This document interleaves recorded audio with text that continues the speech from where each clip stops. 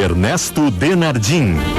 Olá, boa tarde, 1h06, o Sala de Redação que está começando, e eu tenho algumas notícias importantes antes de falar da grande vitória do Grêmio ontem com todos os meus companheiros do Sala. É que emprego nos dias de hoje é uma coisa fundamental. Deixa eu começar a Guerrinha. 2-0, tu é apostador, né, Guerrinha? Tu aposta que o Grêmio já está nas quartas de final, é isso? Eu e o mundo, né, Pedro? Não tem mais volta, liquidado.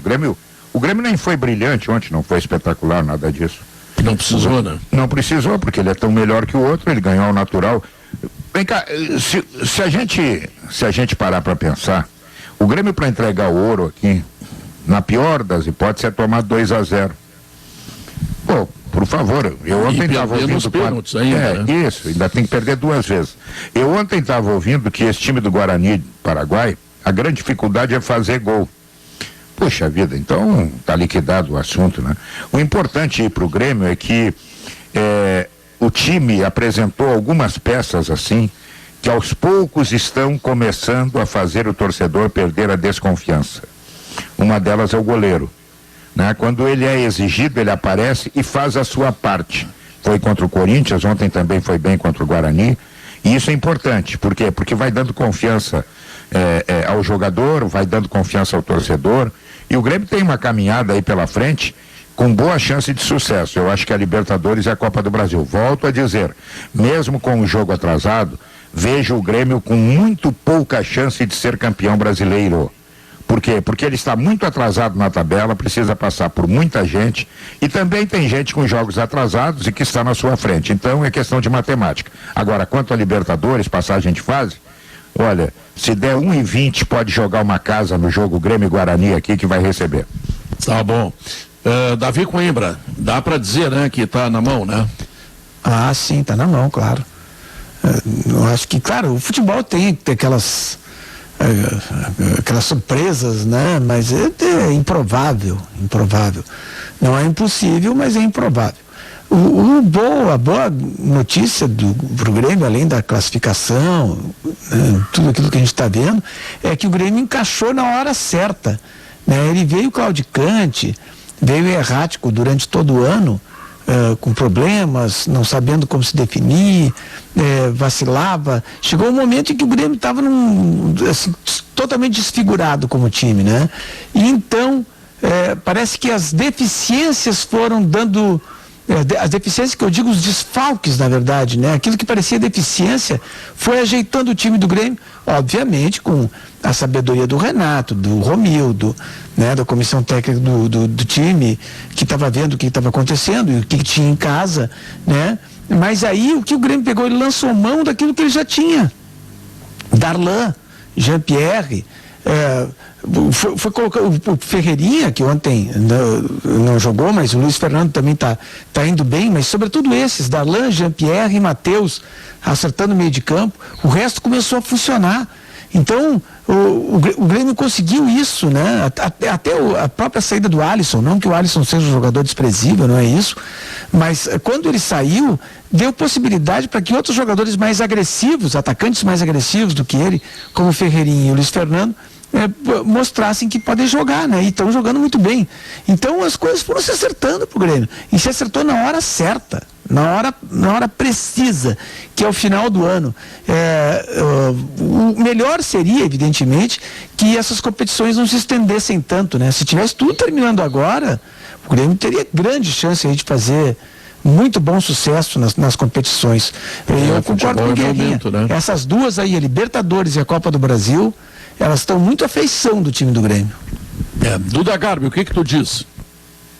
Ô Pedro, acho que o Grêmio se coloca mais que nunca aí entre os favoritos, porque o Grêmio fez por onde, esses últimos jogos do Grêmio representam um crescimento extraordinário em relação a ele mesmo.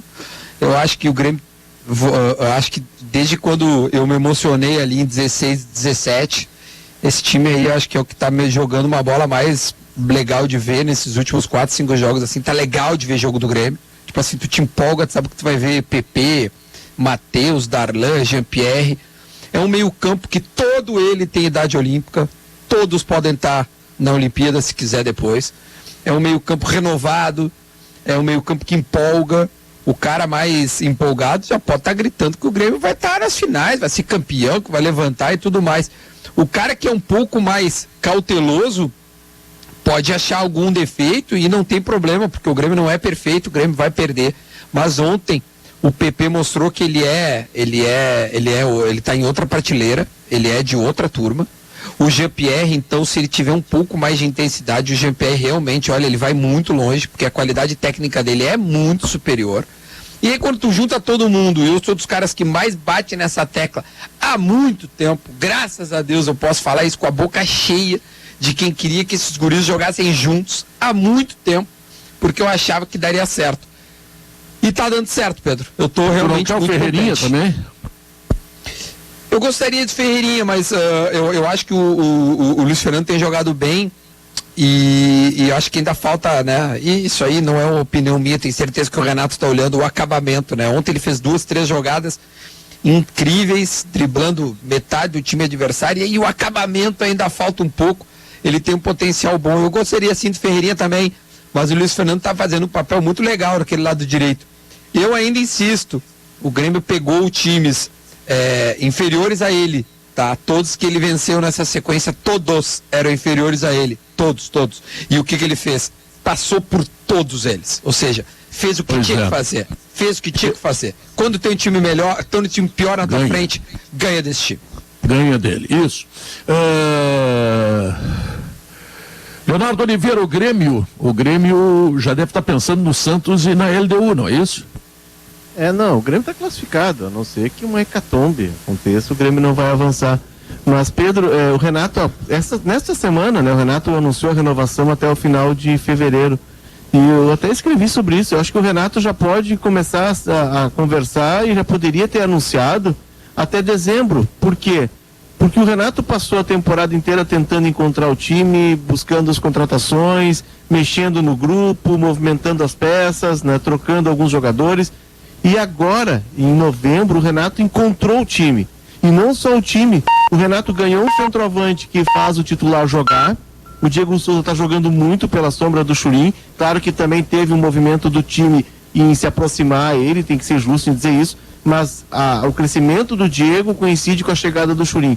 O Pinares é uma boa alternativa, pode jogar pelo lado, pode jogar pelo meio. O Jean-Pierre recuperou. O Darlan se impôs e me parece que o Darlan repete um pouco a trajetória do Arthur, quando se impôs dentro do time. O Diogo Barbosa chegou, tomou conta da posição. Ou seja, o Renato agora, depois de tanto trabalho, ele está com o time pronto, com o grupo pronto. Não tem porquê, Pedro, ele sair em fevereiro e deixar para que outros fiquem tocando esse barco que ele ajudou a reformar. O Zé Alberto, que hoje vai apresentar o cardápio do Zé à meia-noite, ouvindo o jogador Dinho, ex-jogador Dinho, sempre um papo muito interessante. Ele chegou a escrever o seguinte: o Renato fica até 2022, que é o tempo de presidência do Romildo. Eles não vão se separar, porque não sei se um depende do outro, mas como é que eu vou te dizer? Estão umbilicalmente a estrutura está encaixada, ligados. Exatamente, umbilicalmente ligados nesse processo. Um contrata, um manda e o outro faz o trabalho de campo, tá entendendo? Então eu acho que é por aí, né? Estão bem casados, é isso que tu queria dizer? Bem casados. Bem casado, que nem aquele doce. Isso, é bem casado. Aquele doce bem casado. Tu tá bem casado, Guerrinha? Eu não posso me queixar, Pedro. Que bom, parabéns pra ti. Parabéns. Ela ganha bem, tudo. O Pedro, eu digo que o Renato é o melhor técnico do Grêmio do mundo. O ideal seria que nem o Ferguson, aquele, vai ficando no Grêmio. Passa a direção, agora saiu o Romildo, vem outro dirigente e o Renato vai ficando. De repente os caras brigam com ele, de repente ele recebe uma crítica, ele fala mal da imprensa, e a imprensa vai lá e critica ele mais um pouco, aí ele acerta, aí a imprensa elogia, aí ele fica feliz, aí ele vai lá, bota uma camiseta diferente, e assim vai indo, vai tocando, vai vivendo a vida. Pra que trocar? Não tem razão. Não, claro que não. Claro que não. Vai botar quem? Imagina o Renato sair do Grêmio, tu vai botar quem nos dias de hoje? Não tem como. Imagina o coitado do cara que vier. O cara chega no Grêmio para treinar o Grêmio, quando vê tem uma estátua ali, ele pergunta que estátua é essa aí? Não, isso é a estátua do antigo treinador. Aí o cara pega as coisas dele e vai embora. Deixa o Renato aí. Diogo Oliveira, o que tu tem para dizer para nós aí? Pedro, claro que o futebol, primeiro boa tarde para todo mundo, claro, o futebol obviamente é coletivo, né? Mas o grande personagem, inegavelmente, inequivocamente, o grande personagem de tudo isso que a gente contou aqui, para além do Darlan, que olha, a gente já nem fala mais do Michael, Pedro, o Darlan incorporou o Michael, né? Para além até do que é titular, né? Sem dúvida nenhuma. Aquela ideia de que ele não sabe defender, acho que não existe mais, né? Além de saber defender sem a bola, ele com a bola ajuda a defender. Mas para além inclusive do PP que fez assim uma espécie de atalho de trajetória para chegar no patamar do Everton, o grande personagem desse novo Grêmio é o Jean-Pierre. Ontem o Grêmio ganha o jogo por vários motivos, mas o principal deles, depois daquele primeiro tempo morno em que o Grêmio inclusive respeitou demais um adversário sem capacidade para atacar, o que faz o Renato no segundo tempo? Ele só pede para o Jean-Pierre, em vez de descer tanto para sair jogando com o Darlan e Jean-Pierre, ficar um pouco mais na frente, não descer tanto, fica lá. Mas bastou fazer isso que o Grêmio começou uma bola na trave do Luiz Fernando, e aí depois o gol do Jean-Pierre, que foi um dos primeiros pênaltis de fora da área que eu vi na vida, né? Porque o goleiro estava plantado e ele bateu um pênalti de fora da área. Botou o corpo para um lado e deu no outro. Né? Quer dizer, o Jean-Pierre que é o emblema. O Jean-Pierre que é o emblema dessa... E colocadinho ainda, né, Diogo? A velha colocadinha, eu fazia muito isso nos campos. E errava, né? Fazia, mas errava sempre. Isso. Mas o Guerrinha tem uma lembrança que eu considero muito importante. O goleiro. Esse goleiro foi cogitado para ir para a Copa do Mundo, ou seja, ele tinha uma campanha dentro do Santos espetacular. E aqui no Grêmio ele andou levando alguns gols gozados, ele tem muita dificuldade para jogar com o pé, mas nos 2 últimos jogos ele foi referência também, né? Agora que é verdade mesmo, e sabe que eu estava bem desconfiado desse goleiro no início, e acho que ele realmente estava dando razão para isso, para quem desconfiasse dele, mas agora é o contrário. Agora eu acho que ele pegou confiança, ele está numa boa fase, e fez defesas de reflexo, né? É aquele goleiro cheio de coincidência, Pedro, que tá ligado, Davi, sabe? Goleiro ligado no jogo. Mas Davi, eu me lembro da gente discutir muito no início do ano, né, a questão do Vanderlei, e eu lembro que num dos programas ele disse, olha, ele tem uma questão com o Vanderlei que fazia 7 meses que ele não jogava quando ele veio pro Grêmio, porque ele perde a posição com o Sampaoli, entra o Everson, e o Vanderlei passa a temporada inteira vendo o jogo do banco de reservas. E isso para um jogador, para um goleiro, e ele já tem uma faixa de idade, acho que ele tem 36, fez 37 anos aqui no Grêmio, né, então dificulta muito. Iria requerer tempo até que ele recuperasse o condicionamento. E a gente está vendo que ele é um goleiro, embora não jogue muito com os pés, ele tem essa dificuldade, mas ele é um goleiro de muito reflexo, né? É um goleiro que está sempre bem posicionado. Pedro, tá cheio de coincidência e o gremista hoje acordou fazendo isso, tentando lembrar o que aconteceu em 17 que está se repetindo em 20. O primeiro gol da campanha em 17 foi de um lateral direito. Em 20 também, tá? O Maicon se lesiona em 17 e em 20 também. O Grêmio acha um volante baixinho da base em 17 e em 20 também. O Grêmio passa pelo Guarani, enfrenta, vamos dizer, né? Em 17, né? Tava na primeira fase. Agora, de novo, a mesma coisa. E o Grêmio tem uma defesa a queima-roupa do goleiro em 17. O que ontem aconteceu com não tanta plasticidade e qualidade e algo que nos impressionasse, como foi a defesa do Groy, mas ontem o Vanderlei tem uma defesa realmente muito boa também, cara a cara, na cara do gol. Então a gente está cheio de coincidência, quem gosta disso é um prato cheio, Pedro. Não, mas são coincidências positivas, né? O pior é quando tem coincidências ruins, né? Ruins que o teu goleiro tomou um frango como o outro tomou lá não sei quando. Então, são coincidências realmente importantes. Eu tenho uma discussão ainda coloquei hoje, que eu acho que o grande erro que o Renato está cometendo, entre tantos acertos que ele agora consegue colocar no time do Grêmio, é que o Ferreirinha é o 4º reserva. Ou seja, o Alisson vai voltar, vai jogar, porque ele é titular do Renato, depois é o Luiz Fernando, depois é o Everton, e a última circunstância é o Ferreirinha. E eu faço uma relação assim, que quando o Pedro Rocha saiu do Grêmio, quem entrou foi o Fernandinho, não foi o Everton. Mas o Fernandinho fez um gol em Lanús, sim, fez um gol em Lanús, mas o Everton joga muito mais que o Fernandinho. Depois, o PP jamais, nas poucas oportunidades que teve, sempre fez gol, sempre entrou bem, mas ficou muito tempo na reserva do Everton, e agora entra, a gente vê que ele tem uma capacidade semelhante à do Everton, é o que ele está mostrando.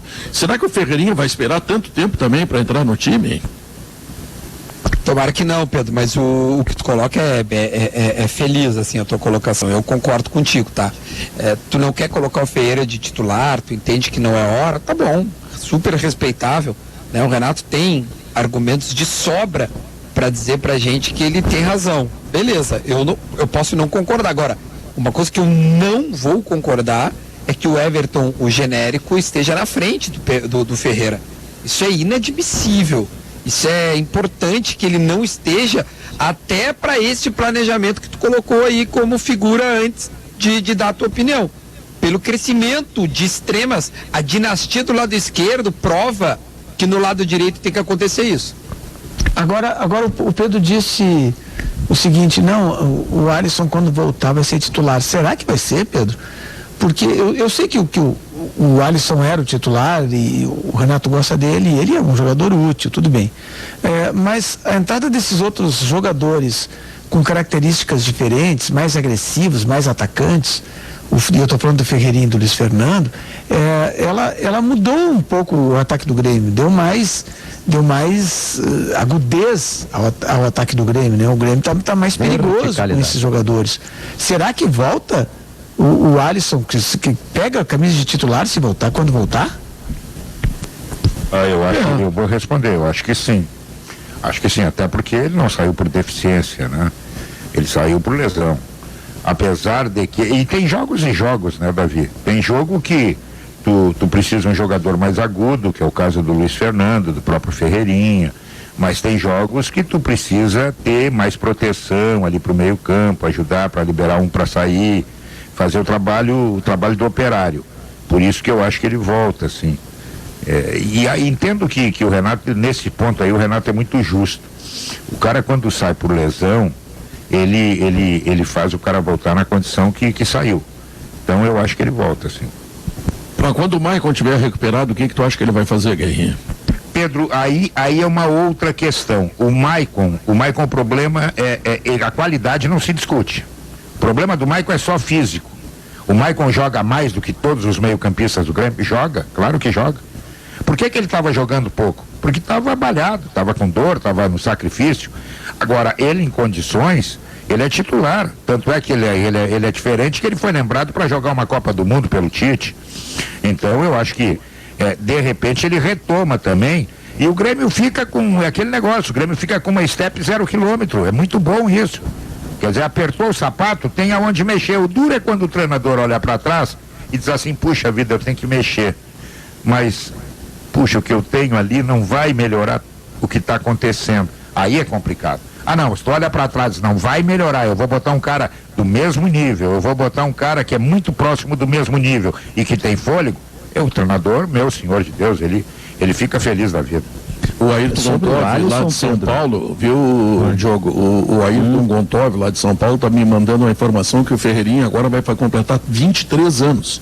Ou seja, ele precisa jogar, né? Idade olímpica também. Com relação ao Alisson, a gente está falando do Ferreirinha, eu também concordo que ele tem que fazer esse passo a passo para virar o que o PP foi lá na esquerda. Botar mais o Ferreirinha, né? É isso, claro. Não, eu concordo com o Duda primeiro. Ele tem que ser o ficha 1 para entrar na esquerda e na direita. Ele tem que ser o ficha 1 dos extremos. Tem que entrar no jogo para descansar ou para mudar um cenário dos extremos. Tem que ser o Ferreirinha, justamente para ele ter essa rodagem. Mas no caso do Alisson, do Davi, eu entendo que ele volta, mas ele não vai ser aquele titular tipo PP, que é assim, a gente sabe que se o Grêmio jogar em Marte, vai estar o PP no time, vai estar o Jeromel, sabe? Vai estar o Jean-Pierre agora. Não, no caso do Alisson, acho que dependendo do jogo, um jogo para ter mais disciplina tática, fortalecer mais o meio, e aí o Alisson pode jogar. Mas não sei se ele volta tão titular quanto o PP, assim, tão titular quanto ele era, entende? Tem uma coisa que a gente precisa lembrar. O Grêmio, de uns tempos para cá, o que ele fez? O Grêmio não vinha bem. O Grêmio estava capenga, estava tendo dificuldades na maioria dos jogos. E o Renato tratou de fazer o quê? Tratou de reforçar o seu grupo, né? Ele trouxe o paraguaio, por quê? Porque o Luiz Fernando, que era reserva, entrava meia boca, não conseguia jogar tanta coisa assim. E o Alisson se mantinha titular. Bom, aí ele trouxe o Chuim. O Diego Souza, estava todo mundo naquela, disse, olha, ele foi bem no gauchão, não está conseguindo em marcações outras voltar a ser o que era. Então ele trouxe sombras. E sombras qualificadas que estão fazendo alguns jogadores que produziam pouco há muito pouco tempo atrás voltarem a jogar mais. Isso é muito importante, é aquele negócio da reposição. Se eu der mole, eu vou ter o domingo de folga, porque eu não vou jogar. Então eu preciso fazer aquilo que eu fazia, para deixar o treinador com a cuca cheia de dificuldades para imaginar como é que ele vai montar o time dele.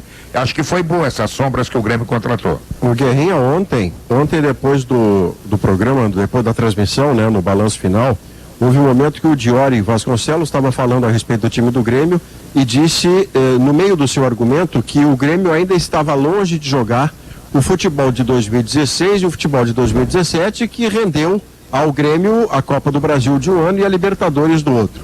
E eu propus ao Diori um outro olhar sobre essa mesma realidade. Eu também acredito que o Grêmio ainda não joga aquela bola, está longe de jogar o que jogava em 16 e 17, mas ao mesmo tempo o Grêmio nunca esteve tão perto, porque a modernidade do futebol, do Jean-Pierre, do Matheus Henrique, do Darlan somados, e eles são a base desse novo momento do Grêmio, é como se fosse uma atualização do conceito de 16 e 17. Se você pensar em 16, tinha o Wallace, Maicon e Douglas. Olha que meio maravilhoso. O Maicon lá em cima, o Wallace depois iria vendido para o futebol alemão e o Douglas jogando tudo que jogava. O Luan era o falso 9. Veio o ano seguinte, que é da Libertadores, do título, e o meio-campo tem Jailson, Arthur e Luan. Olha que belo meio-campo. O Jailson dava uma sustentação interessante, muita mobilidade, o Arthur jogando o que jogou e o Luan sendo o melhor da América toda. Aí você traz para 2020, você tem, ainda precisando de mais amostragem, né, e de adversários mais difíceis, mas você tem muitos jovens talentosos, com possibilidade de continuar, na melhor das hipóteses, jogando juntos e superando esses meios de campo que eu citei antes, que são as características do Darlan, do Matheus Henrique e do Jean-Pierre. Eles são a modernização do conceito campeão de 16 e 17. Maurício, É verdade. quem é o melhor? Pergunto para vocês, Jean-Pierre ou Luan? Olhando as boas e más características. São épocas diferentes. Né? Eu posso responder assim, Davi. O Luan jogou em 16 e 17, o Jean-Pierre não chegou nem perto ainda. Pois é, mas potencialmente, para a idade que tem o Jean-Pierre, para o aparato técnico que tem o Jean-Pierre, depende só dele ser melhor do que o Luan. O melhor Luan que eu vi, como diz o Duda, o melhor Luan que eu vi de 17, ainda é melhor do que o Jean-Pierre. Vamos empatar, mas o Jean-Pierre então. pode muito. O Jean-Pierre pode muito. A nossa também a companheira... gente precisa traçar um paralelo, que quem estava jogando no lugar do Jean... Olha, todo mundo que me acompanha sabe que eu sou um fã do Jean-Pierre, há muito tempo eu digo que ele é diferenciado. Mas tem um detalhe que precisa ser agregado. Os que estavam jogando no lugar do Jean-Pierre não jogam uma perna dele. Então quando entra, muda do dia para a noite. Pois é. Bom, mas o Guerra, só rapidinho, o Jean-Pierre, a gente acha que o Jean-Pierre não vem jogando porque foi explicado os seus problemas musculares, lesão, os seus problemas familiares e particulares, mas teve época que a gente não sabia porque ele não estava jogando e ele tinha que estar jogando. Eu não tenho O Jean-Pierre depende ficou, dele, né? O Jean-Pierre ficou no banco pro Thiago Neves. Isso aí ninguém me contou. Isso. Eu vi. Aí daqui a pouco se cogitou o Robinho, lembra? E aí, por isso que eu tô tão contente agora, cara. Porque parece que houve uma reconciliação e assim. Teve uma entrevista do presidente Romildo. A bola do Jean-Pierre comparada à bola do Robinho, ele enforca o Robinho com uma corda de 100 metros. Não informa. Teve uma entrevista do presidente Romildo na Rádio Gaúcha e ele disse que o Meia estava no Grêmio e que o Jean-Pierre ia ser recuperado, e até ele disse, olha, o Jean-Pierre vai jogar quando estiver totalmente... Oi? Aí o Grêmio se deu conta que tinha o Jean-Pierre. Exato. Então eu acho que houve sim um movimento de bastidor, para uma, não digo aproximação, mas para passar uma régua. O Jean-Pierre é um cara de temperamento, é um cara de posicionamento, tinha algum ranço ali, e isso foi retirado, foi extraído, e a partir daquela entrevista do presidente Romildo, realmente o Jean-Pierre começou a ganhar mais minutos, o Grêmio começou, parece que, botar em prática um planejamento para que ele voltasse, E hoje a gente está vendo, né? Como disse o presidente, o Meia estava na arena, né? A Rafaela dos dois Médici lados, me né, manda. Pedro? Viu, Foi dos dois Maurício? lados, porque tem a maturidade do Jean-Pierre, quando ele enfrenta os problemas pessoais que enfrentou, especialmente o pai que esteve, segundo o próprio pai, ele esteve morto. E ele renasce, graças a Deus, graças ao aparato todo da medicina, ele renasce e o Jean-Pierre parece amadurecer 10 anos com essa quase perda. Ele também teve coronavírus, ele percebeu que daqui a pouco a carreira dele podia ir embora antes de se afirmar. Então, se de um lado o Grêmio tem, na figura do Romildo e do Renato, o carinho no Jean-Pierre, o Jean-Pierre também amadurece e vai na direção dos outros dois. E o institucional é a camisa 10, né, Pedro? Vamos contar o outro. Vamos contar o outro lado da história. O Grêmio tinha desistido do Jean-Pierre por razões que a gente não conhece. Tanto que tentou o Robinho, tentou o Thiago Neves e tentou outras situações e não conseguiu. E aí se deu conta do seguinte: nós temos o camisa 10 em casa, que foi a frase feita pelo presidente do Grêmio, quando se deu conta de que tinha de alguma forma apoiar o jogador, deram a camisa 10, deram tranquilidade, ele vai jogar, etc. E aí fechou todo o ciclo e aí a coisa aconteceu. Bom, deixa eu dar um recado que a Rafaela Médici me manda, a HFUC. Que é time de futebol de cegos, que tem o Ricardinho, atual melhor jogador do Brasil, tetracampeão brasileiro, e atualmente também tem a base da seleção. Eles estão completando 10 anos de fundação e sempre com muitas dificuldades para manter. Um dos apoiadores é o Jorge Machado, o outro é o Saul Boff, e também o José Luiz, um advogado, só para lembrar alguns nomes, né? Para dar uma ideia, o Ricardinho ganha, que é dono de 3 medalhas de ouro olímpica, tem um salário de 1.000 por mês, então imagina os outros. Então a HFUC está completando 10 anos e tomara que tenha mais apoiadores que eles merecem, tá? Chegou o Gimo Álcool 70 Aerosol, a proteção do álcool aliada à praticidade do... Estamos de volta, 1h39, e amanhã tem jogo importante pelo Campeonato Brasileiro, e foi todo mundo no avião, Guerrinha, não ficou ninguém em Porto Alegre, acho que vai de time titular, hein, Guerra? Tá precisando, né, Pedro? O Inter tem um objetivo muito claro, né? Que é conseguir uma vaga direta para a Libertadores. E ele precisa reagir logo na competição, e o Atlético Goianiense é um adversário que pode proporcionar a ele essa reação.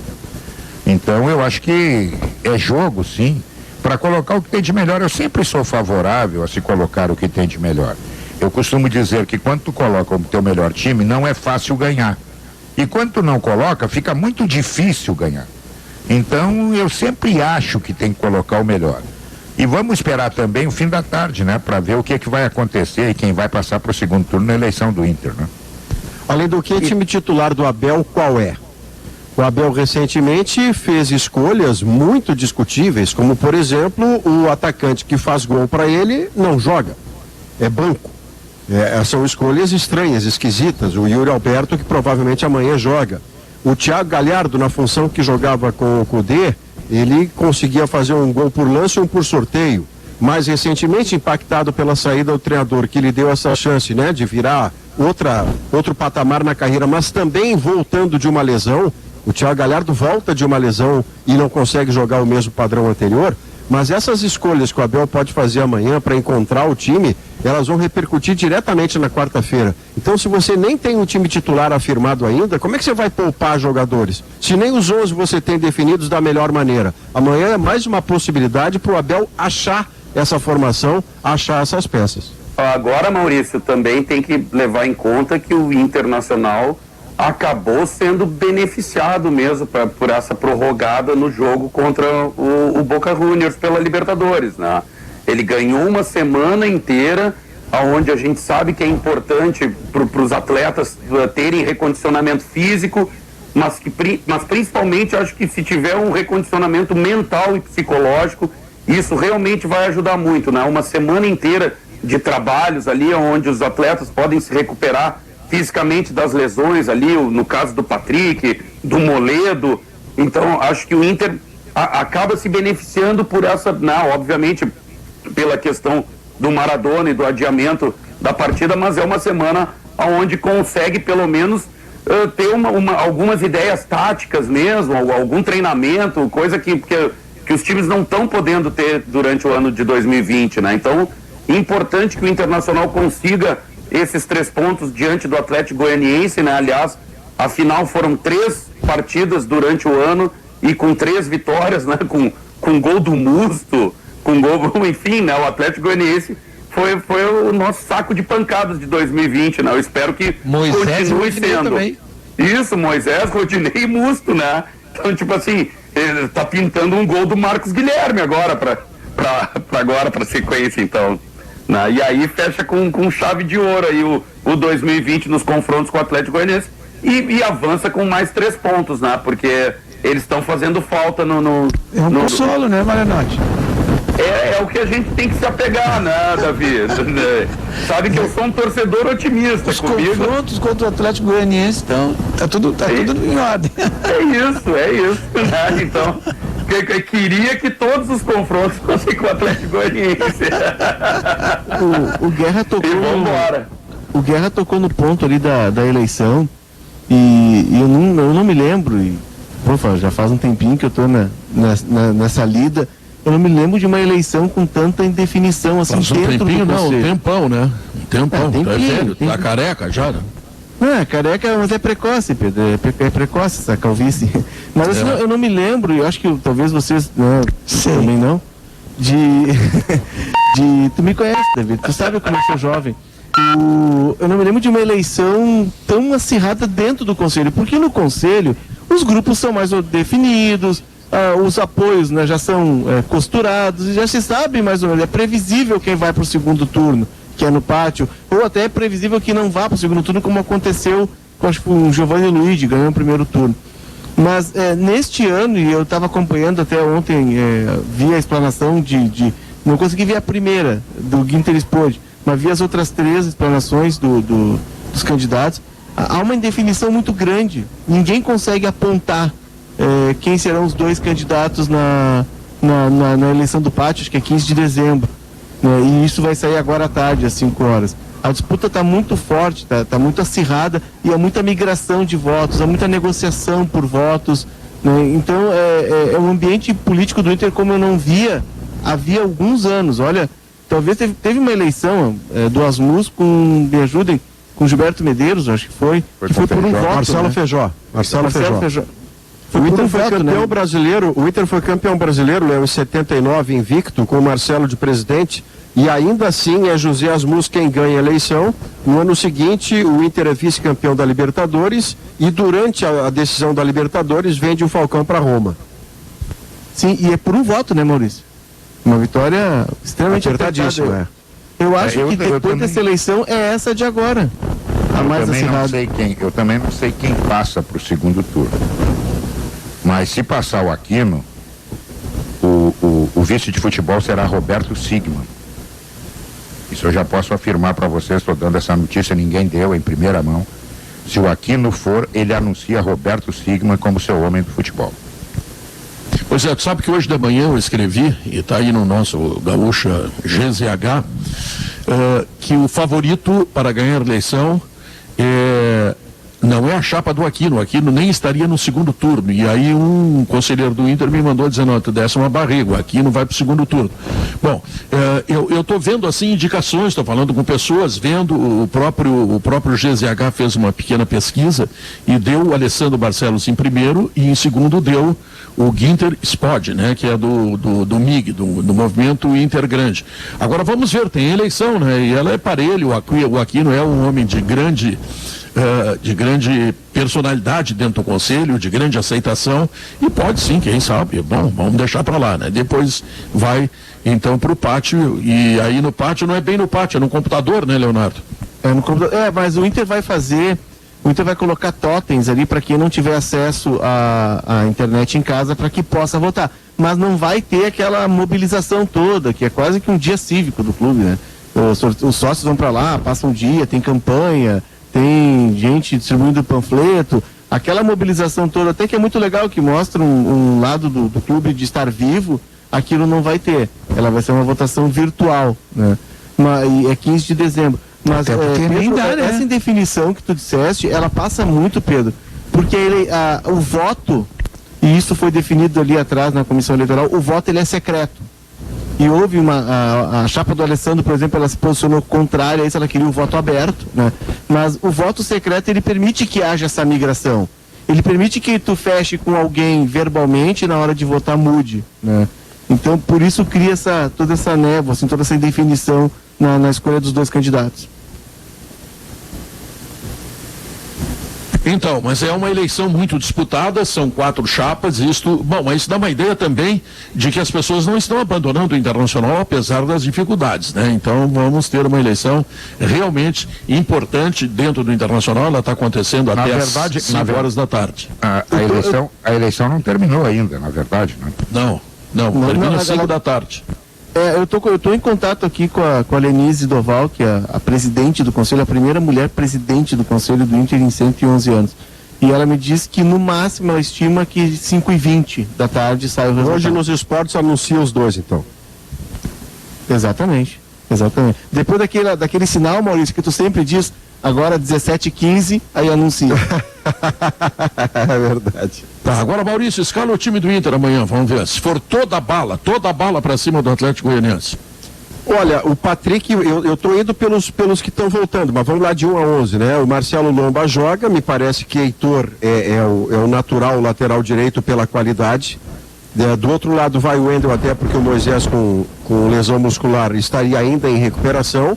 A dupla de zaga não há o que fazer, porque contra o Boca não jogará o Cuesta, então Moledo e Zé Gabriel. O Cuesta pode jogar neste sábado. Do meio para frente, se o Dourado tiver com o joelho legal, ele é titular. O Edenilson com o Patrick vão formar esse trio. Me parece que você chega lá ao final com o D'Alessandro centralizado, Yuri Alberto e Thiago Galhardo. Outro dia, dentro aqui do Sala, eu coloquei do Rodrigo Dourado em diante, e esses jogadores, Dourado, Edenilson, Patrick e D'Alessandro, Thiago Galhardo e Yuri Alberto, porque são individualmente, Pedro, os melhores jogadores que o Inter tem à disposição. Se para usar esses caras tiver que mudar desenho, mude o desenho. O que você não pode é ter um artilheiro seu sentado no banco de reservas, porque supostamente ele não é capaz de fazer a função X. Aí você se atrapalha de propósito. Eu acho que dois titulares certos amanhã é Rodinei e Cuesta. Por quê? Rodinei e Cuesta amanhã. Por quê? Porque se tu bota o Heitor e o Heitor machuca, tu não tem lateral direito para jogar. Sim, aí é por preservação, claro. Tem razão. E se tu botar o Zé Gabriel ali, o Zé Gabriel machucar, tu não tem reserva para botar, ou tem reserva, mas sem teste. Então eu acho que amanhã, certamente, jogam Rodinei e Cuesta, até para não correr risco de perder jogadores para o enfrentamento com o Boca. Mas o Moledo e o Patrick, pela longa inatividade, eles precisam jogar, né? Eles não podem voltar direto já contra o Boca. Acredito que pelo menos parte do jogo em Goiânia eles devam atuar. Pelo menos o dele sair no decorrer, né? O Patrick muito provavelmente joga e sai. Claro que depende como é que estão, mas já estavam, o Moledo já estava no banco, eu não sei se o Patrick estava no banco. Mas se estavam no banco é porque estavam aptos para aguentar um pedaço do jogo, pelo menos. Mas eu acho que a curiosidade, né, Guerrinha, pessoal, com relação ao Inter, é se o Inter vai com Dourado, Lindoso, 4-4-2, ou se ele vai voltar com aquela ideia lá do Patrick pela esquerda, Edenilson pela direita, o D'Alessandro agora como emblema de despedida ali, como meia de articulação, Yuri Alberto com Galhardo, quer dizer, tentando retomar uma ideia pelo menos do meio para frente, porque é contra o Atlético Goianiense, né, gente? A gente pode até achar. Retomar essa ideia. A gente pode até achar que o D'Alessandro tem que jogar, mas contra o Boca é obrigatória a presença do D'Alessandro.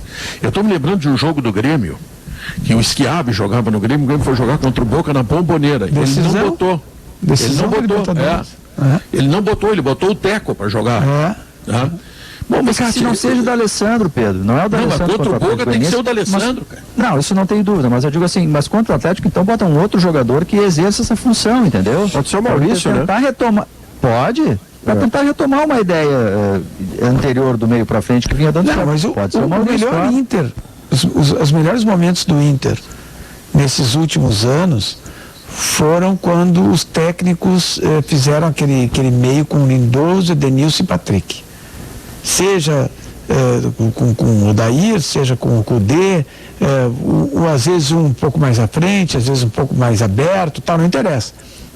Esses três aí foram os que deram um pouco mais de solidez para o Inter. Claro que o Inter teve alguns infaustos ocorridos, né? A lesão do Bosquilha, por exemplo, que estava acertando mais ou menos ali no meio, aquela linha de 3, como se dizia, né?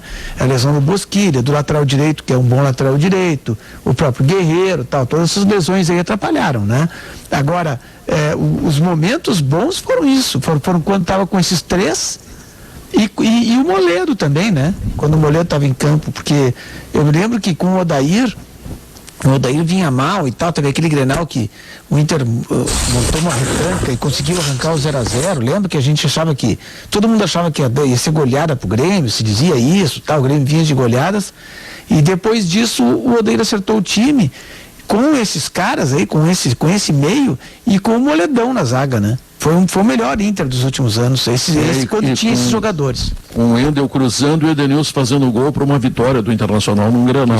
Isso é o Brasileiro de 18, o Inter é terceiro colocado no Brasileirão com essa formatação que respeitava o limite técnico que o Inter tinha, né? Agora, primeiro lugar em qualidade é o leite LG, o leite gaúcho, Maurício Saraiva. Ele tem tradição e qualidade desde 1959 e envolve 4.000 famílias pelo Rio Grande do Sul inteiro. E a FIDA é sólida por natureza e tintas Killing. Rapidinho, Fasmus ganhou por um voto de Arthur Delegrave, 89. Esse Zé é uma cabeça. Olha, hoje tem o cardápio do Zé, em meia-noite, com o Dinho. Um programa muito interessante. E amanhã tem Pelaipe no paredão, olha, Pelaipe relatando tudo o que passou, o sofrimento todo, é imperdível o paredão, mas... Imperdível, tá bom. Então tá aí, boas programações que a Rádio Gaúcha tem para colocar para os seus ouvintes. Nós vamos ao intervalo comercial, tem também notícia na hora certa e o Sala de Redação volta depois de tudo isso, não é? Vai lá. São 2h04, o Sala de Redação está de volta. Eu estou lembrando que a Ruder está selecionando porteiros e vigilantes para a Zona Sul de Porto Alegre, Canoas, São Leopoldo, Novo Hamburgo. Interessados, comparecer no RH da Ruder, na rua Santo Antônio 824, bairro Floresta, em horário comercial. Venha fazer parte da nossa empresa. Estamos lhe aguardando com todos os protocolos de segurança à sua saúde. Além da Ruder, temos Gimo, linha completa de inseticidas, Zafari Bourbon, ar-condicionado na Frigelar, Grupo IESA Vamos Juntos, suco de uva integral e o Pix do Banrisul. Bom, Maurício, tu que gosta tanto do Rio de Janeiro, não te dá uma tristeza assim ver que o Botafogo está passando por tudo isso que está passando, trocando de treinador que nem assume, já trocou não sei quantos treinadores esse ano, penúltimo colocado? Fala aí,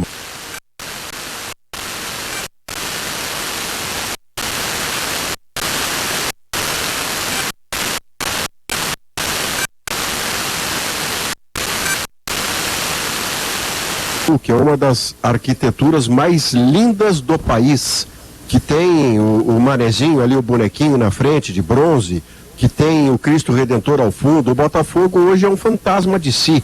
O Botafogo conseguiu contratar um treinador que estava adoentado, sabia que ele estava adoentado, ele teve que passar por uma dificuldade ainda maior para tratar-se, e o Botafogo está demitindo o Ramon Dias sem ele sequer ter estreado. Isso é o encaminhamento, isso é a chancela do rebaixamento, né? O Vasco é candidato a cair, o Fluminense muito menos, obra e graça do trabalho extraordinário do Odair, mas Botafogo e Vasco estão num campeonato muito particular, que é ver quem vira América mais cedo. Eu estava ouvindo os gestores de futebol e especialistas assim em gestão. E há claro que tem toda a crise do Botafogo, que não vem de hoje, né, por erros cometidos pela direção, pela gestão. Tem o fato de o Botafogo ter minguado de torcida, falta de títulos, mas isso demonstra que o Rio de Janeiro não tem tamanho para 4 grandes clubes e que é uma seleção natural. Neste momento a gente tem o Botafogo, que já está a 2 rodadas de sair do rebaixamento, e temos o Vasco na porta da zona de rebaixamento. E talvez haja uma seleção natural e de que o Rio de Janeiro comporte pelo menos 2 clubes de elite, né? E que os outros vão ficar nessa oscilação. Eu discordo, a população do Rio é para ter 4 grandes lá. Tem. Quer ver uma coisa? Tá certo, não vamos pegar, eu sei que são excepcionais, não, tá? Mas antes tem que ver baseado em que eles chegaram nessa conclusão. É na questão as cidades que mais tem clubes no mundo, Buenos Aires e Londres, são cidades gigantes, mas eles têm 8, 9 clubes, sabe? O Rio de Janeiro não é tão menor, é metade dessas cidades. Além disso, tem o seguinte: o Rio de Janeiro, esses clubes, tradicionalmente, eles não tinham só torcida no Rio. O Vasco, eu morei em Santa Catarina, o Vasco tem torcida em Santa Catarina, o Fluminense, o Botafogo é menor, mas tem também. O Flamengo tem no Brasil todo, mas os outros clubes também. Mas é uma questão eu não sei, de mercado. Existem 12 clubes no Brasil de tradição, os maiores, de maior tradição, Sabe maior que eu acho que é, Davi? Tem espaço para esses clubes. Não, mas tem clubes correndo é uma questão de mercado. Além da questão do Rio de Janeiro especificamente, o que a gente vê muito claramente assim hoje no Brasil, isso já é uma realidade. A gente já falou disso lá atrás. É uma questão assim de gestão. A gente vê clubes no Nordeste, Bahia, Fortaleza, Ceará, pegando o bastão desses grandes times que estão alicerçados apenas na tradição, que é absurda mesmo, né? Absurda. E talvez até a partir delas eles possam se reerguer novamente. Mas a gente vê Bahia, Fortaleza, Ceará mergulhando em práticas de gestão, sabe? Não atrasam mais salários. A gente vê jogadores que a gente nem imaginava que podiam ir para lá, o Rafael Sobis, até mesmo o Viseu, né? Que vão receber salário lá, novos campos de treinamento. Eu acho que é uma questão de gestão. Tem os clubes do Nordeste que já estão sendo mais geridos e aos pouquinhos, passo a passo, eles estão tomando lugar na tabela. Que o Rio tá assim, é uma questão de mercado, gente. Isso. O Rio de mercado, Davi, é uma questão de mercado pelo seguinte: o Flamengo abocanhou boa parte da torcida do Rio de Janeiro. Mas tem espaço, Léo. É que o Rio de Janeiro está todo assim. Aí, Davi, tu precisa ter torcedor. Tu precisa ter estádio lotado. Tem. O Rio de Janeiro está todo assim. O Rio de Janeiro, o governador, o cara se eleger no Rio de Janeiro um ano, no outro ano está na cadeia. Então, é uma situação complicada do Estado todo, é uma situação estrutural complicada. A gente vai no Rio de Janeiro, a gente percebe isso, apesar de continuar sendo uma cidade maravilhosa, como diz a música, né? Ele tem esses problemas de é mais por uma questão de... É até uma crise, será, moral da cidade. O Maurício, que é um carioca... Dá uma melancolia. Você também é apaixonado por lá, o Léo gosta de lá. Na verdade, todos gostamos, o Pedro só disfarça que não. Mas o que acontece... eu sou disfarçado. O Pedro disfarça que não, mas o Pedro gosta do Leme, gosta de Ipanema. Tiro férias lá, Maurício. Que o Diogo, eu passo férias lá há mais de 20 anos, o Diogo passa férias lá, o Davi vai pra lá, se diverte. É que o que nos condói, nos dá, a mim dá uma melancolia, uma tristeza, é que é uma cidade que, se bem tratada, botava Paris no bolso esquerdo. O Rio de Janeiro tem tudo. O Rio de Janeiro tem mar, arquitetura, tem cultura, tem tudo que você possa imaginar. O Rio de Janeiro tem uma floresta. Tem uma floresta dentro da cidade. Uma floresta da cidade. Tem uma estátua que é a 8ª maravilha do mundo. Então tem coisas tão extraordinárias que são geridas de uma forma paroquial. São geridas de uma forma em que o Rio ainda acredita, nesse momento, que tudo dá certo se você for esperto. E não é assim que o mundo funciona mais. A frase é boa, Mas eu acho que tem alguns clubes no Brasil, viu, Leonardo, que estão correndo o risco de um processo de americanização. O que eu digo de americação? Não, tá. É que o América do Rio de Janeiro era um clube grande até determinado tempo da vida aí. E ele ficou início um clube dos anos 80. Início dos anos 80. Isso, ele ficou um clube danico. Então, eu vejo o Botafogo, eu vejo o próprio Vasco da Gama, que tem a segunda maior torcida do Rio de Janeiro, isso talvez se sustente por aí, tá? O Cruzeiro de Belo Horizonte está passando por um processo muito delicado, muito perigoso. Enfim, tem clubes que estão, olha, o próprio Santos também está numa situação muito complicada. Os caras estão pedindo para quebrar os clubes e daqui a pouco eles vão conseguir. Mas a torcida do Vasco é muito grande, Pedro. O América não era desse tamanho aí que tu referiste, sim, sabe? Sim, mas ele era um grande clube. A América era menor, assim. A do Vasco o Vasco ainda tem uma torcida enorme nacional que pode reerguer o Vasco ainda. Pode. O Vasco ele tem a maior torcida, se não me engano, é Maceió, em Alagoas e Florianópolis. Ele tem a maior torcida, inclusive, que é a do Flamengo. Mas assim, é que tem uma questão de que eu sei que o Rio tem uma população, tem toda uma tradição, é um estado grande. Mas o Pedro cita o Cruzeiro. Cruzeiro e Atlético dividem um estado. O Rio Grande do Sul, o Grêmio e Inter dividem um estado. E no Rio de Janeiro não comporta mais porque o Flamengo se tornou muito grande. O Flamengo abocanhou as novas gerações. Comporta. Tem e aí tu precisa, Davi... Agora pensa numa situação. Vamos supor... Sabe quem é que salvou o Inter de estar passando uma situação que nem a do Cruzeiro agora? A Dilma. A Dilma. Eu sempre lembro daquele sala de redação em 2012, em que eu manifesto a minha estranheza. Eu sempre me lembro daquele sala de redação que o Santana te deu uma lembra, Santaninha? Era melhor o sala de redação. É esse que eu me lembro. Eu manifestei a minha estranheza. Tinha tosse, tinha doença, não sei mais nada no programa da Coimbra. Aquilo era a sala de redação. O Santana estava junto, eu acho que nesse programa, que eu manifestei a minha estranheza. Eu fiquei disse, olha, estou chocado, e ainda disse o seguinte assim, tu está desconfiando? Eu vou dizer, estou desconfiando do presidente da República do meu país, da presidente da República do meu país, que tem o poder de convencer uma construtora a fazer uma obra que não quer fazer. Que poder é esse que ela tem? Por que ela tem essa influência? O que a construtora está ganhando por fazer a obra?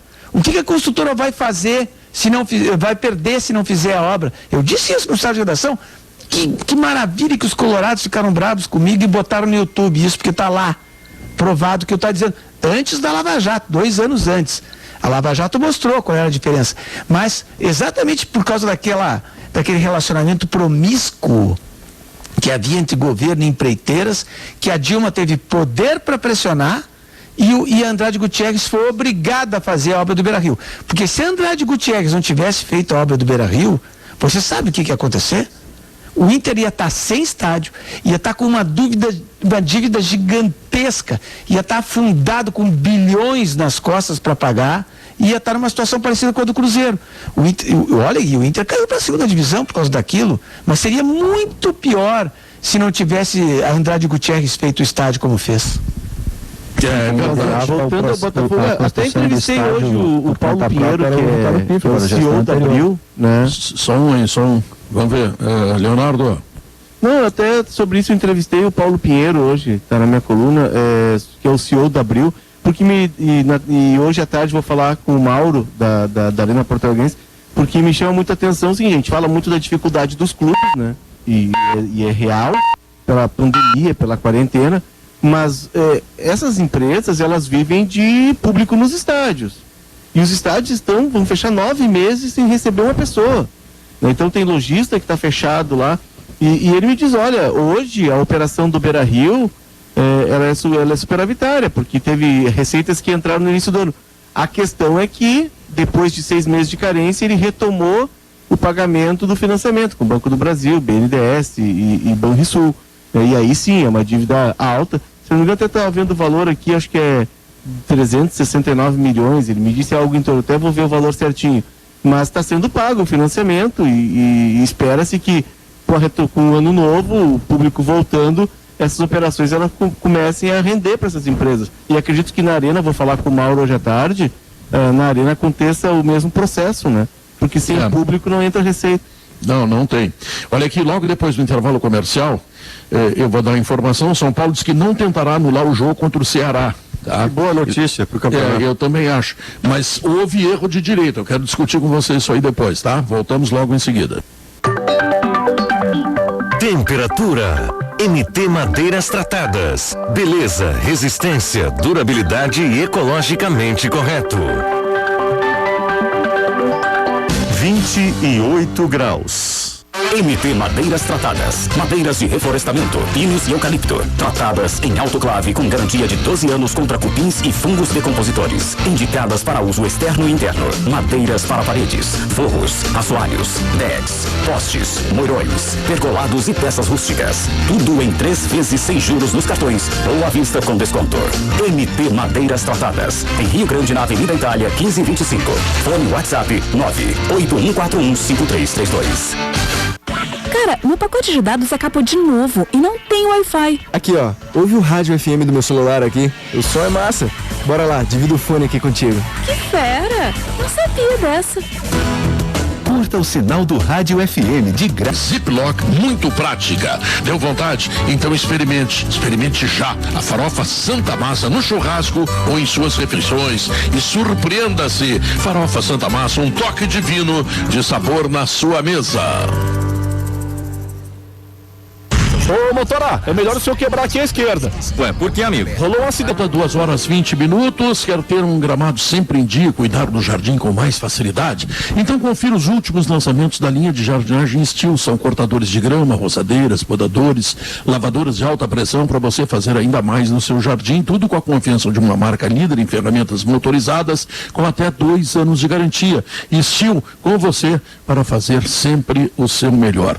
Eu também gostei, Maurício, do fato do São Paulo não querer anular o jogo, mas ele poderia anular se quisesse, porque houve erro de direito. Concorda comigo? De direito, o São Paulo poderia discutir se houve, porque eu tenho uma dúvida em relação a isso, Pedro, assim, erro de direito caracteriza quando alguém está fazendo algo sem saber a regra. O juiz sabia da regra. O que segundo mas ele errou. Não, ele errou, mas o erro não é por desconhecimento da regra, o que caracteriza o erro de direito. Ele teve um erro de fato. Mas o gol era ilegal, Pedro. Não, mas o erro é depois da saída, Duda. O erro anterior. Não. O erro... Eu sei. Não importa. Eu sei como é que foi, mas... Duda, é que deu a saída e dando a saída. Correto? Não, eu tô dizendo que diz o protocolo. Eu acho que naquele lance é só uma dedução, eu não tenho informação. Aconteceu que ele, depois do gol, ficou esperando uma manifestação do VAR, e o VAR estava examinando e não falou nada. E quando ele viu que não tinha nada, ele deu a saída e logo o VAR disse, para. Não, a informação é que ele não ouviu. Dado a saída, né? Não, a informação é que ele não ouviu antes. Não, isso houve a ordem. Houve a ordem para não dar centro. Desculpa, Duda, só rapidinho. Não, vai lá. Houve a ordem para não dar centro, Guerra, e o árbitro não ouviu a ordem. Por isso que imediatamente veio, e no toque seguinte, que seria do Fernando Sobral, porque deu só o centro, não teve um segundo passe, porque aí ele ouviu, é que nem o nosso retorno. Às vezes em segundo você está ouvindo, no segundo seguinte não está. Eu não tenho nenhum motivo para dizer que tu não está dizendo a verdade, não é isso. Mas isso deve estar gravado. Se está gravado, claro, termina com qualquer dúvida. Exatamente. É só pegar o áudio. Mas o Guerra, o que eles falam é que assim, o lance há 2 toques. O primeiro toque, o Pablo não está impedido. No segundo toque, acho que é uma raspada. Não, é o contrário. É o contrário do. Ele está impedido no primeiro. Então tá. E aí no segundo, não. Então ele olhou um só.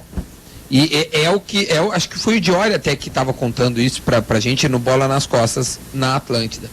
E ele pode ter visto apenas um lance, e aí ele dá a marcação, e depois ele volta atrás, porque ele olha a jogada inteira. Porque tu tem que olhar a jogada inteira, né? A jogada começou um pouco antes do primeiro toque, né? Aliás, do último toque antes do gol. Então pode ter dado uma complicação neste contexto inteiro, que há 2 toques para a conclusão de toda a jogada. Era o que o Diori estava dizendo, que pode ter havido confusão, sim. Mas óbvio, foi uma lambança bizarra, mas agora o gol é ilegal. Tu vai querer anular um jogo por um gol ilegal? Não, eu primeiro não quero anular, eu acho que foi muito bom não ter anulado e segue o baile, tá? Mas o que eu quero te dizer é o seguinte, houve um erro de direito, porque o protocolo do VAR diz o seguinte, depois de reiniciada a partida, terminou o assunto, toca o jogo. E ele reiniciou a partida e voltou para o lance anterior. Aí tem a caracterização de um erro de direito, na minha opinião. Mas não foi por um problema de comunicação, então, Pedro? Fazendo papel de advogado diabo aqui. Mas isso aí vai pro tribunal, né? Eu tô vendo isso aí que eu tô dizendo, é uma questão jurídica aí. Se tu chegar no tribunal, provar com o áudio e com a imagem, no momento que o cara do VAR avisou e ele não ouviu, pronto, bola no centro, acabou. Ele não ouviu, a culpa, aí vai estourar a corda em quem? Vai estourar no juiz, no árbitro, né? Que para caracterizar... Aliás, o árbitro esse aí é muito ruim para começo de conversa, entendeu? Ele é fraco. E ele é muito prestigiado, eu vejo ele em todas as rodadas, eu não sei se ele... Por que ele então, apita a maioria tanto. É ruim, né, Guerra? Mas esse da confusão, em 5 jogos dá 3 com ele. Então, esse aí, eu acho que está na hora de botar ele no congelador, né? Aí vai estourar no técnico de som isso aí, de áudio. É que o erro de direito, Pedro, para caracterizar, por exemplo, esses áudios como prova, tá? O áudio vou te dar um erro de direito, tá? Vou te dar um erro de direito. Final Inter e 15 de Campo Bom, tá? O Carlos Simon encerrou o jogo 1 minuto e meio antes e deu uma entrevista na Rádio Gaúcha para o André Silva, primeiro dando um esculacho em quem estava dizendo que ele errou, e segundo dizendo que era tempo corrido, até teve um problema lá. Ali é erro de direito.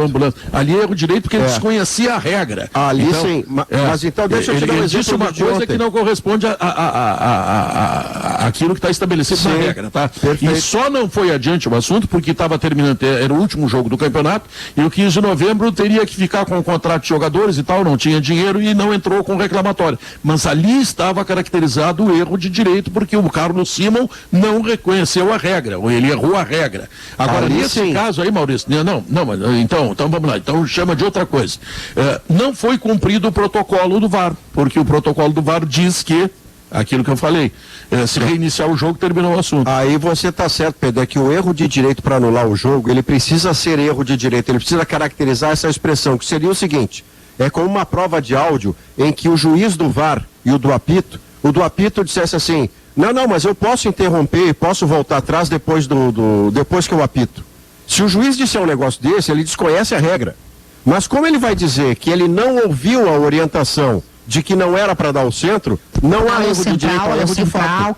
E tem a Kelly dizendo alô central. Alô Kelly chamando. Alô Kelly, estás me ouvindo, Kelly? Ela está falando da Alessandro, só pode ser meia central, entendeu? Alô Kelly, ou o zagueiro central. Ou o zagueiro central, verdade. O zagueiro central. Também.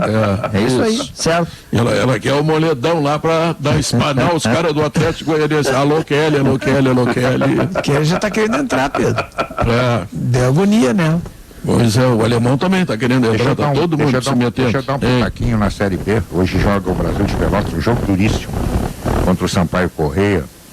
Um jogo que o Brasil conseguindo o empate é um grande negócio, e se ganhar, meu senhor, nem se fala, tem carreata em Pelotas no final de semana.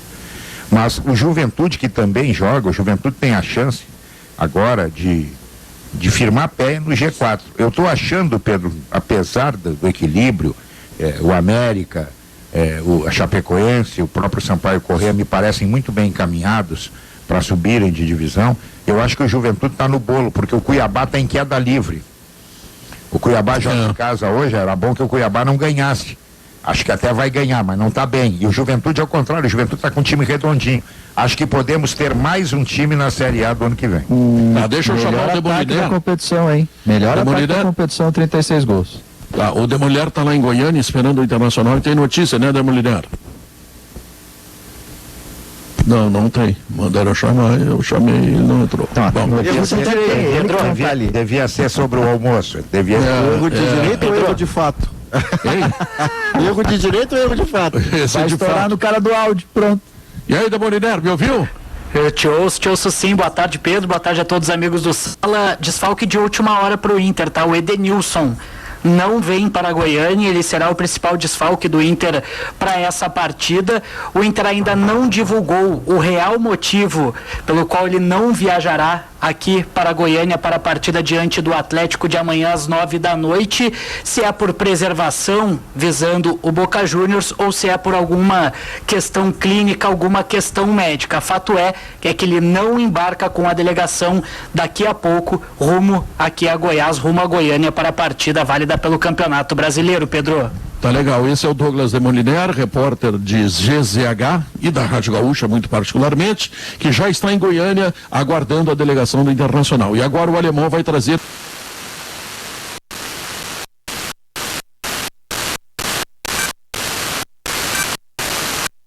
Secretário da Fazenda do Rio Grande do Sul sobre o pagamento em dia dos salários de todos os servidores do Executivo na próxima segunda-feira. Em dia 30. Nós vamos ouvir hoje Miguel Rosseto, o vice de Manuela. Ontem ouvimos aqui no programa Ricardo Gomes, o vice de Sebastião Melo. Vamos falar da decisão de Santa Catarina, Pedro. Há pouco, o Tribunal de Julgamento, formado por desembargadores e deputados, absolveu, rejeitou o impeachment do governador Carlos Moisés, que voltará ao cargo em Santa Catarina. E por aqui, Kelly Matos vai trazer os detalhes do que a Prefeitura está preparando em Porto Alegre, um novo decreto em função do aumento de casos e de hospitalizações por coronavírus. Pedro. Então tá, Kelly Matos. Eu tentei entrar antes, né? Eu tentei dar aquela chamadinha, mas não colou, né? O pessoal já na hora me cortou. O pessoal, Kelly tá chegando um pouco antes e tal. É a oposição. Eu achei Davi, que né? período eleitoral, né? Eu achei que a Kelly estava falando com a Bel, meia central da Alessandra. Ele estava pedindo, achei. Eu achei que. Não, eu entendi que tu estava falando só a Bel. Não, não é esse. Eu estava falando. Ai, gente, isso é só bobagem, né? Kelly Matos vai fechar muita coisa, Kelly Matos, eu estou preocupado. Não, deixa eu te falar, Pedro, então, né, já que a gente está fazendo essa transição, havia um temor bastante grande, uma apreensão por parte das entidades, principalmente comércio, bares e restaurantes, sobre possível fechamento. E eu e a Giane Guerra apuramos essa informação, a Giane conversou com as entidades, eu falei com algumas pessoas que participaram da reunião e com o prefeito Marquesan, e ao que tudo indica, eu sempre faço a ressalva, né, Pedro? Até o momento, porque tudo pode acontecer, 2020 é eita atrás de eita, né? A gente sabe que tinha jogo da Libertadores do Inter contra o Boca e já não tem mais jogo porque morreu o Maradona. Todo momento acontece alguma coisa. Então, agora, o que está pegando, o que está acontecendo? Não haveria mais restrições, não haveria novas medidas restritivas para bares, restaurantes e comércio. Isso quer dizer que no momento, agora, não haveria, pelo menos esse é o entendimento da reunião. Como é que funciona essa reunião? O prefeito Marquesan com as autoridades responsáveis do comitê, o Comitê de Enfrentamento à Covid-19, eles vão recebendo um monte de entidades, né? Reunião pelo computador, por óbvio, né? Tem coronavírus, então entra pelo sistema ali, as entidades vão conversando. E as entidades se comprometeram no sentido de ampliar campanhas com os meios de comunicação, não defender somente a preservação dos empregos, mas defender a preservação da vida, insistir no uso de máscara, de álcool em gel, do distanciamento entre um cliente e outro, de um restaurante, por exemplo, que não haja aglomeração, e também os próprios estabelecimentos vão comunicar para a brigada e vão incentivar que a brigada, o Ministério Público e também os agentes da segurança municipal, da guarda municipal, façam fiscalização rigorosa.